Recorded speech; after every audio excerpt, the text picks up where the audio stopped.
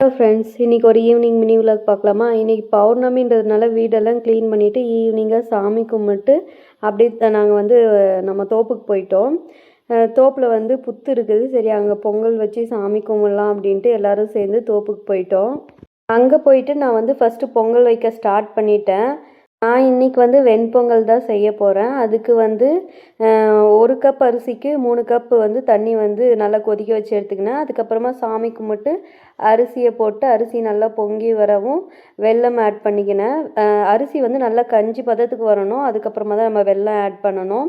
வெல்லம் ஆட் பண்ணிவிட்டு நல்லா கொதித்து வந்ததும் அது தனியாக எடுத்து வச்சுட்டு அதுக்கப்புறமா ஒரு வானலில் ஒரு 3 டேபிள் ஸ்பூன் நெய்யை ஆட் பண்ணிவிட்டு முந்திரி, திராட்சை, ஏலக்காய் 3த்தையும் சேர்த்து நல்லா வறுத்துட்டு அது கூட சேர்த்து ஆட் பண்ணிட்டேன்.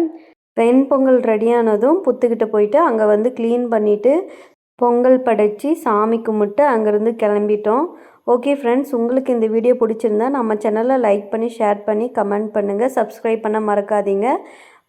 தேங்க்யூ.